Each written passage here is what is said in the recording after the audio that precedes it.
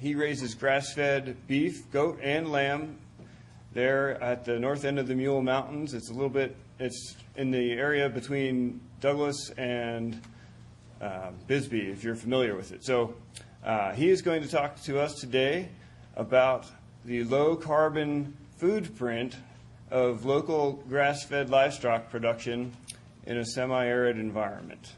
So, Dennis, it's a pleasure to have you here.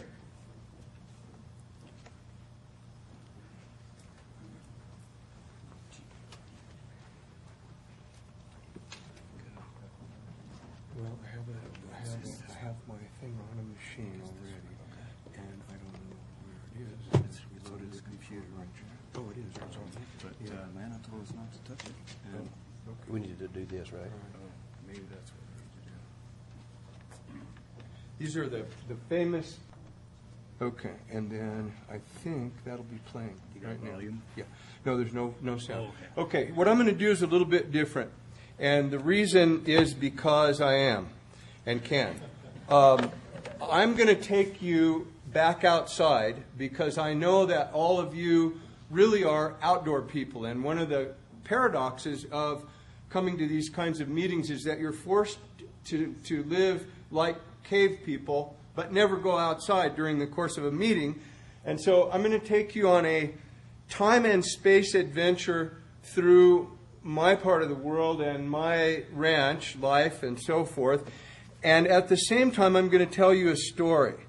And I have some educator in my background, and so I've studied the teaching and learning process and know all the parts that don't work, and I'm still experimenting with the parts that do. So what I'm going to ask you to do is you can watch the slides and allow your mind to absorb the story through images, and at the same time I'm going to talk to you about what I think is what you came to hear, more or less. I want to start by saying that my son, who is a 15-year-old high school kid, came home one day and he asked me a question. He said, "Dad, do you know how many sheep you have if you have 100 sheep to start with and one jumps over a cliff?" And I said, "Yeah, 99. He says, "No, Dad, they're sheep." And that said a lot to me about the livestock business in my mind. That's him right there when he was younger.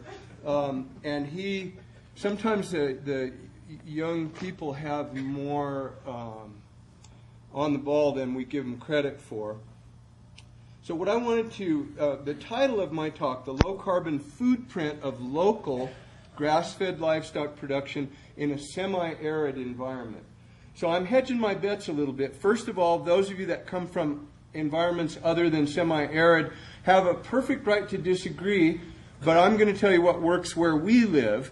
We call it semi-arid because if we ever had a normal year, we're supposed to get 12 to 16 inches of rainfall, 2/3 of which occurs during the summer monsoon, 1/3 of which is winter moisture and Pacific storms that are low and slow, and occasional snows. And our mountain country may get as much as 20, 22 inches of rainfall a year. I've yet to see a normal year or even a normal summer. So it's a challenge when, but you're all familiar with that normal stuff. We got a little bit focused on this carbon thing. I wonder if I set this down on these keys, if it'll blot anything out, then I won't have to. I can hardly talk without my hands, so this is good. Several years ago, the United Nations Food and Agriculture Organization came out with a report they called Livestock's Long Shadow. I didn't read it. I read the abridged version and read several of the pundits' opinions of it and so forth. The big picture was that, according to the report, livestock were responsible for global warming, and the cattle in particular were really bad, and that their contribution to greenhouse gases and climate change were significant. And because, as I told you, we do things differently and we tend to think differently, I started to question what were they measuring and how did they collect this data and what kind of cows were they, what kind of environment were they in, and so forth. But I didn't want to waste a lot of time arguing with a United Nations organization about what the truth was. But somehow I have a friend he's a real smart guy, Gary Nabhan, and he wanted to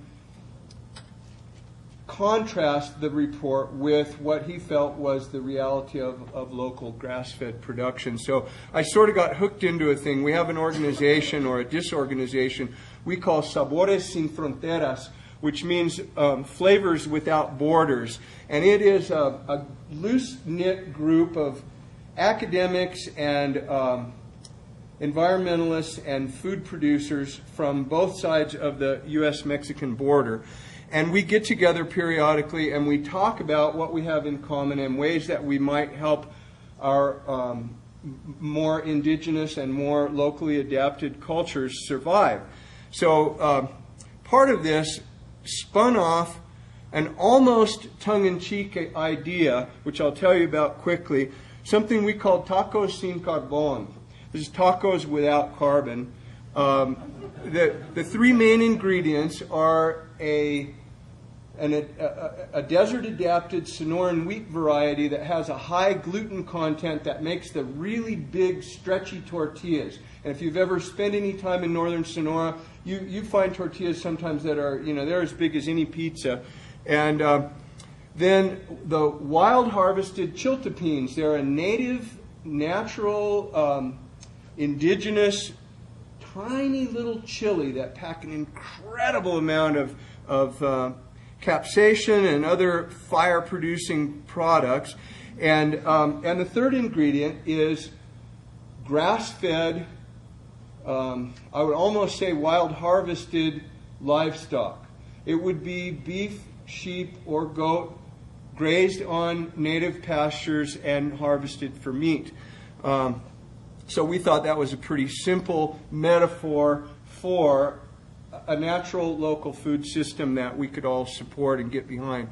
The end product has yet to hit the ground, but it's to be a taco truck that has flat panel screens that tell an educational story while you're waiting for your order to be prepared. And if you go to places like Tucson or Phoenix or Nogales or El Paso, any place that has a large enough population, these trucks are everywhere. They're on the side of a parking lot somewhere, and people go up and they're like a little kind of a fast food lunch venue, usually without tables. So we are now pursuing grant money to outfit the prototype Tacos Sin Carbón taco truck. I'll just tell you that's the background for my talk. The history for myself and my family in the ranching business is relatively short. My wife and I have been married 38 years. We started out just a little it was a long time ago. We were poor. We grew up relatively poor. I was the oldest of 7 children. She was the second oldest of a combined family of 11 that involved a divorce. And so you got one set of kids, the other set of kids, and all that. And we had lots of hope and a lot of probably what you would say is naivete now. But we started out with buying day-old dairy calves for $15 to $25 and raising them on goat milk and then turning them out on irrigated pasture and selling them when they were about 350 pounds. And over the years, we got to where we are today. Some of the highlights for the present time: we experienced a very wet winter in the winter of 92-93. We had 32 inches of rainfall in 3 months on a ranch that we had at that time north of Prescott, northwest of Prescott. It was a pretty big, pretty rough ranch. we had the best possible year that you could have, starting the spring that followed that, with abundant feed and abundant water everywhere, and basically couldn't make our payment on the ranch. And that was a time when the cattle market, the cycle it had kind of peaked and was starting to tip off toward another trough. The next 3 years, I believe, were more or less drought years or below average rainfall years, and where we might say that necessity is the mother of invention, desperation is the mother of creativity. And so we started thinking very creatively. We had a background in holistic management, a little bit of permaculture, and some kind of what I call hippie common sense sort of stuff, if you could consider that hippies could have common sense. And we just sort of said, we've got to do something different, because this conventional cow-calf paradigm is not sustainable for us in the environment that we were in. And so we started, we were involved with a group called the Arizona Ranchers Cooperative that was feeding cattle in a feedlot, but feeding them an all-natural diet, no antibiotics and no implants. That wasn't making money. So then we tried buying corn from a local area farmer and finishing out steers on corn and alfalfa. And by, 1996, we said that's not going to work either. So we had cattle prices were really low, and we had drought conditions, and we decided to sell some older cows and some unproductive cows, and we kept a bunch of calves and turned them out on a pasture, and decided that we would just see if we could sell these animals on the forage that was available on the ranch without any outside inputs. We didn't have any money for outside inputs, and so it was kind of almost that last desperate thing that we could do. We ran a little ad in the Dandy Dime, had a few takers. We decided that we would sell the meat with a 100% guarantee of customer satisfaction, and take back anything that the people felt was unsatisfactory. We would replace it or give them their money back, and we've done that ever since. We had one animal one time that we had to take back and eat ourselves, and we had an issue with a butcher on that one. Anyway, so we moved forward. In 2002, we sold that ranch, which was a forest permit, and I won't go into the reasons why we sold it and why we moved to where we did, but I will say that as a relatively young person trying to start, I made the leap from being an agriculture teacher, a high school agriculture teacher, to being a full-time rancher, and I had not a lot of financial resources, and so you start where you can afford to be, which is usually kind of the worst of the worst. And so we were on a forest permit that was very rough, very remote. We had no electricity, we did have running water. We had some really great resources, but I'll just say that it was a relatively cheap place to buy with a relatively small down payment. And the world discovered Prescott during the interim, and maybe through some fortuitous circumstances kind of saved our sorry rear ends for one more go-around, so that when we moved in 2002 to where we are now, which is a south central part of Cochise County in southeastern Arizona, we had already had a fair amount of experience with direct marketing beef, and we had a lot of experiential learning that gave us some pretty strong ideas about what we wanted to do for the future. I'll cut quickly to the chase. At one point, we foolishly entered into a partnership with a neighbor to buy an old boarded-up building in McNeil, Arizona, and make a convenience market and gas station, one of those wide spots in the road. Our idea was that we could sell our meat there, and it was kind of fun to fix up an old building. A year and a half later, we sold our share to our to our partner, and bought a little 40-acre irrigated farm near the ranch that we could use for finishing livestock, and got out of the store business. Okay, that's pretty much the history. We have had the advantage of irrigated pasture since 2006. So to get to what's important here, I think that we look to some models of sustainability which predate what I call the fossil fuel era. A lot of things that we do are very much like what people did in the olden days that preceded my life on the planet, but which there's quite a bit of written information about, and lots of old agriculture textbooks and things like that. There's still a handful of people, including the Amish, who are farming with horsepower. And so I was going to share with you what I think are some of the significant aspects of our own sustainable model, and what I think is moving toward creating a low-carbon food print for our own operation. We feel that to be sustainable, the first thing is that we have to be economically viable, and that means that we have to make a profit, that we have to reject debt as much as possible. If we're going to take out debt, it has to be to produce additional income or take us one step closer to sustainability. It has to withstand some pretty critical scrutiny in terms of our just what we call following the model, the holistic management model. We really don't like debt at all. Debt is a form of servitude that costs a lot of money.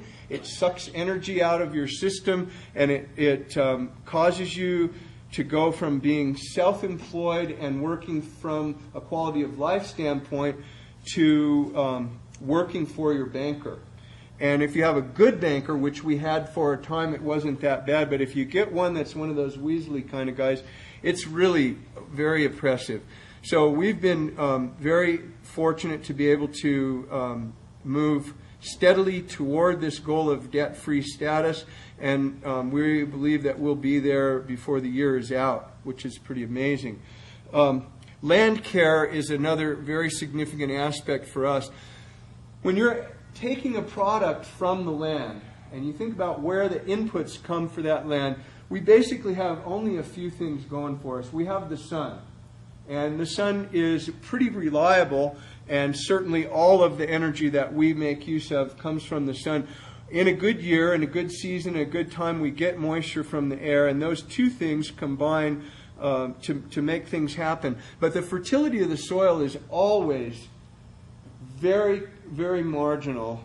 And you can see by the photographs that we're in an environment that it's got a harsh side. It can be very good to you and very abundant, and then it can be very, very, I don't want to call it just kind of not so good to you sometimes. A harsh taskmistress, we say. And so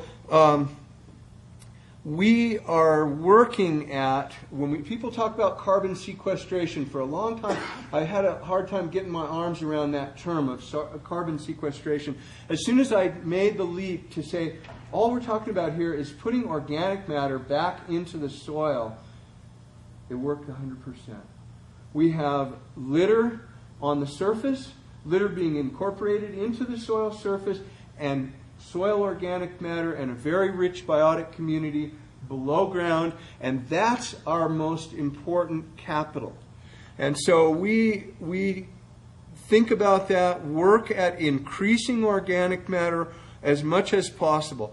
In conjunction with that, I have to say, in the parts of the Southwest where we work and where I've spent the better part of my life,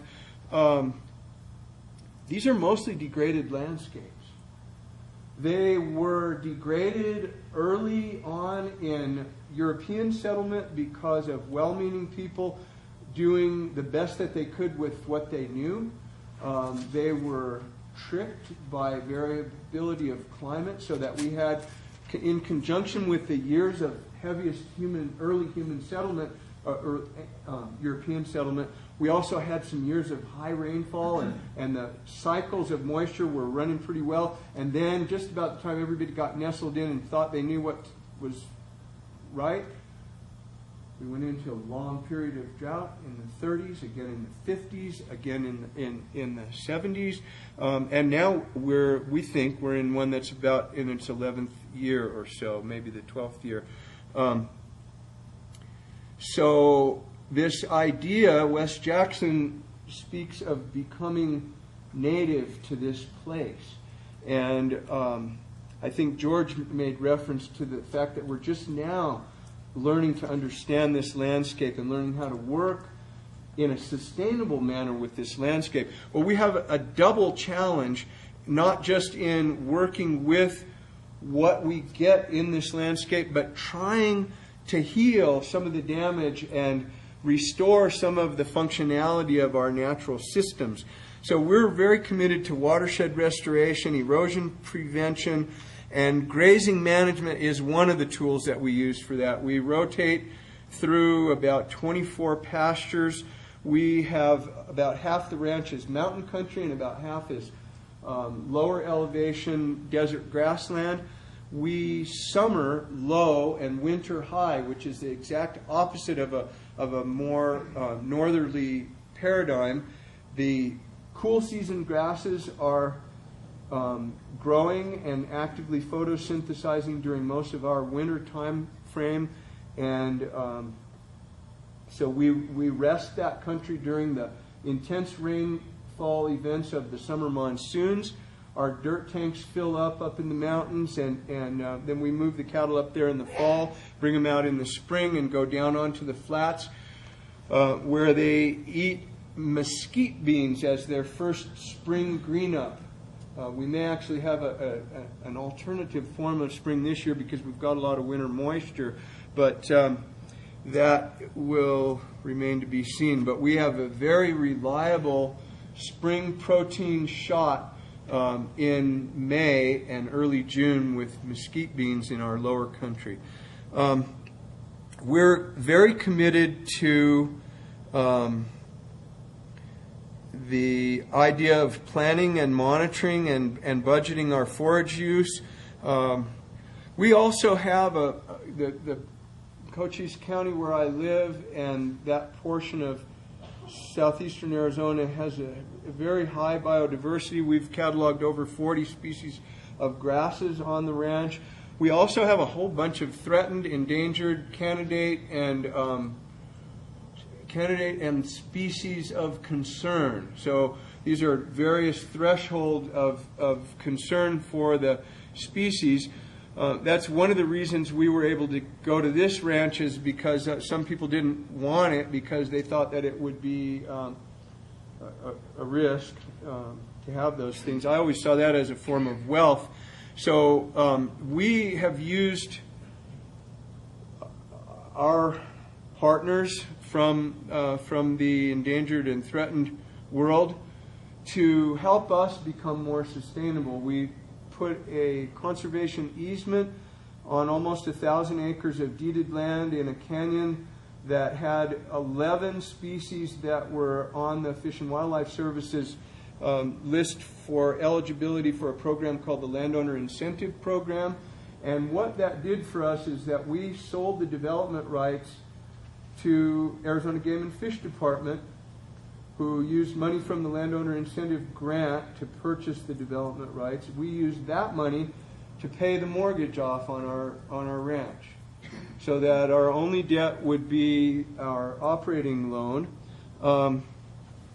We had a hand in writing the easement so that we could guarantee that we would have the right to practice agriculture as we do now for perpetuity, however long that is. I won't live that long, but my kids might. Anyway, we think it was a good deal for us and a good deal for the species that are there.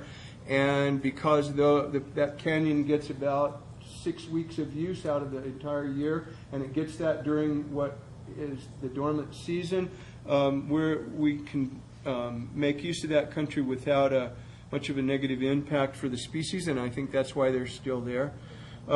We're very big promoters of open space. I've been a land trust board member for about the last 14 years, 2 different land trusts.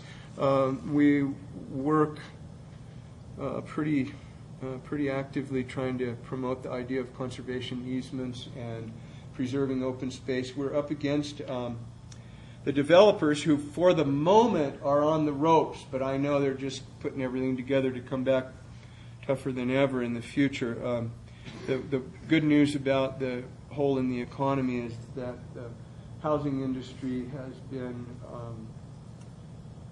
stifled for a time, but the threats are never too far away. And Cochise County is now the largest undeveloped county in the state of Arizona, and the developers have just been crawling all over it, buying up branches and splitting them up and whatnot. So it's a big problem for us.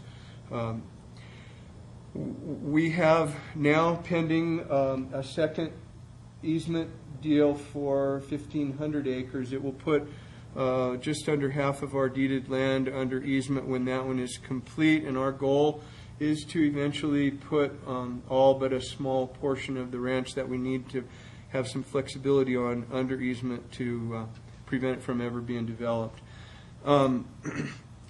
Genetics, I think, is our next thing, and these at times one thing is more important than another. I'll just say that genetics is really our link, both biologically and culturally, to a past which probably was a more sustainable model than it is today. So we value highly a gentle disposition, the ability to finish on a forage-based diet, the ability to adapt to a harsh environment where you could have 40 degrees temperature difference between the high and low on any given day of the year, and where animals have to become familiar with an incredible diversity of plants, some of which are poisonous, some of which are highly nutritious, some of which are nutritious at one point and poisonous later, and so on. So it's quite an interesting challenge for them. We do not, this is year-round grazing country. We don't feed any cattle. We feed the sheep and goats, and I'll tell you in a minute why we do that. We feed them a little bit in the wintertime and early spring. But our cattle get no winter feed. Occasionally, when we have the money, we sometimes put out supplement. They calve outside. I'll be honest with you, this will sound terrible for those of you who hover around a calving barn and watch heifers struggle. And I bet I haven't seen 10 calves born in the last 20 years. I'm sorry, but our cows sneak off down into canyons and into the brush and have their calves, and the ones that can't pass a live calf, some of them die. And, that puts those nutrients back into the ground, and that takes them out of the gene pool. And frankly, it's worked well for us. So I think part of the deal is that they don't get fed, so they don't get real fat, and they seem to be able to plop out a calf pretty easily. I'll tell you why we feed the sheep and goats. We have a lot. We don't do any predator control. And again, for some people that crowds a certain paradigm, but we feel that the predators are also our partners. They when they're doing their job according to the job description, they work on the jackrabbits and small rodents and things like that. And so we don't indiscriminately kill rabbits or any of that stuff. But we don't really like it when they eat our lambs and our baby goats. And they seem to leave the adult animals alone just fine. But so we pen all of the sheep and goats up every night during the time when they're having their babies, and we feed them a little bit because we're shortening up their grazing time and so forth. So that's that story. I think the next thing for us is just the fact that we've tried very hard to make use of solar and wind energy. Of course, the solar energy flowing to our plant community is the primary use of the sun, but we also, the rundown forest permit that we bought 20 years ago, in order to have electricity, we had a little one-cylinder Whitty generator, and but that was, it took diesel to run that, so we put 8 used solar panels that they were called mud lamps. They were recycled from the Carrizo power plant. They had concentrated mirrors on them and messed up the matrix in the glass, and so we were able to buy them really cheap. And we went from there to where now we have maybe 20,000 watts of solar panels. Some are out on the range running different wells for waters out on the rangeland. A bunch of them are at our headquarters and run our entire headquarters. And then we recently did a project that was done in conjunction with our local power company as a kind of a demonstration site. We have, the farm is on the grid, and so through net metering, we wanted to get our pumping costs to zero for our irrigation water. And oh wow, it ended before I ended talking. I thought I had it timed perfectly. Oh well, enough of that. Anyway, so we are big proponents of that. We've put up wind generators and so forth. The other power that we have that I think we make abundant use of is horsepower, dog power, and people power. And those things you saw in the slides, I think, quite abundantly. Most of the people that you saw doing cow work are our friends and neighbors who come and do that almost for free. We feed everybody a really good meal when we're done working, and we have lots of beer for the ones that like beer. Our marketing, we do primarily farmers markets, co-ops, and we're now venturing into the area of buying clubs. How am I doing on time? Oh, perfect. Okay. The other very important aspect which goes with marketing is education. We do a couple of things that I think are very important. I speak and put on workshops, and we have lots of open houses and field days, and have school groups and things that come to the ranch. We have worked with, I've had almost every year that I can recall, we've had usually university students that do summer internships or externships or special projects on the ranch. We've had graduate students from Prescott College, University of Arizona, I don't know, a bunch of places.